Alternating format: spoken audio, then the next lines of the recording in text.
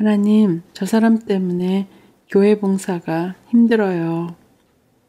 철없던 집사 시절, 지금도 별반 다르지 않지만 아슬아슬 믿음의 생활을 이어갈 때였습니다.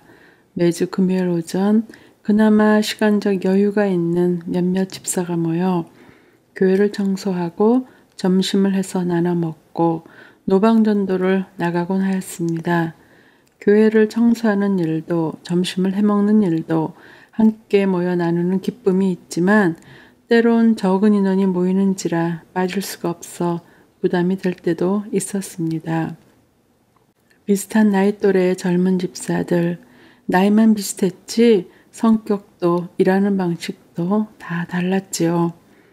전 좀 주어진 일이 있으면 또 죽어라 일만 하는 스타일이라 저도 제가 싫을 때가 있습니다.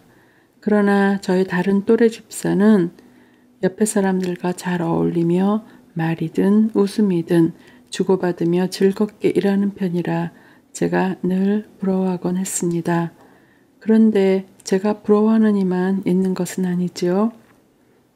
왜 그런지는 모르겠지만 늘 여기저기 참견은 하고 다니는데 어느 일 하나 끝까지 마무리하진 못하고 늘 팔짱을 끼고 벽에 비스듬히 등을 기대고 입으로 헌신하는 또래 집사도 있었습니다. 볼 때마다 왜 저러지 하는 마음은 있어도 그러려니 하고 넘기곤 했지만 매번 그렇지는 못했습니다. 그 집사 때문에 어이구 하면서 못마땅히 여기고 집으로 돌아오는 날도 있었으니까요.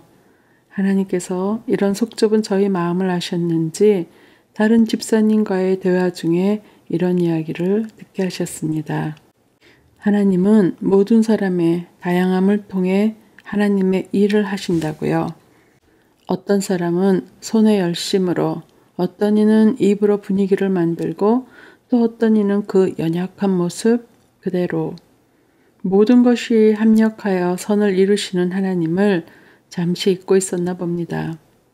저를 가끔 기함시키며 팔짱 끼고 입으로 헌신하는 집사님, 그분도 그 모습 그대로 하나님이 쓰시고 계시다는 것을 깨닫게 되니 그분 때문에 마음이 상했던 제가 머쓱해졌고 또 마음이 풀어지니 그나마 웃음으로 넘길 수 있게 되었습니다. 거꾸로 생각하면 그분은 또 저라는 사람이 일하는 방식이 재미없고 버거울 수 있었을 테니까요.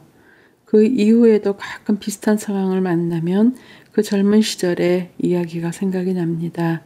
여전히 껄끄럽고 여전히 불편하고 상황은 변함이 없지만 조금은 사람에 대한 여유가 생겼나 봅니다. 다른 사람이 비슷한 상황을 가지고 고민하는 것을 듣게 될 때도 같은 이야기를 위로 삼아 해주기도 합니다. 아마 이 글을 들으시는 분들 중에서도 이런 고민 때문에 잠시 사람들에게 떨어져 자체 격리 중에 계신 분들도 있으실 겁니다. 저도 가끔은 잠수를 탑니다. 저는 또 우리는 언제쯤 사람들끼리 부대끼며 땅만 바라보는 우리들끼리의 이 리그에서 눈을 하늘로 돌려 그 너머에서 일하시는 하나님의 경륜을 맛볼 수 있을까요? 자녀들을 키우면서 그나마 하나님의 마음을 조금은 알 수 있었습니다. 아이들이 서로 장난치고 웃고 싸우기도 하지만 서로를 이뻐라 할 때 너무 보기가 좋아 입가에 미소를 짓는 저를 발견하고 하나님이 원하시는 것도 이런 거겠지 하는 생각이 듭니다. 우리들에게 무슨 선한 능력이 있어 하나님의 일을 할 수 있을까요? 그냥 서로를 보듬으며 사랑을 나누는 모습을 보는 것만으로 하나님은 아빠 미소를 짓고 계실 겁니다. 그리고 오늘도 일은 하나님이 홀로 다 하시며 칭찬은 우리들에게 하십니다. 참 잘했다. 참 보기가 좋구나.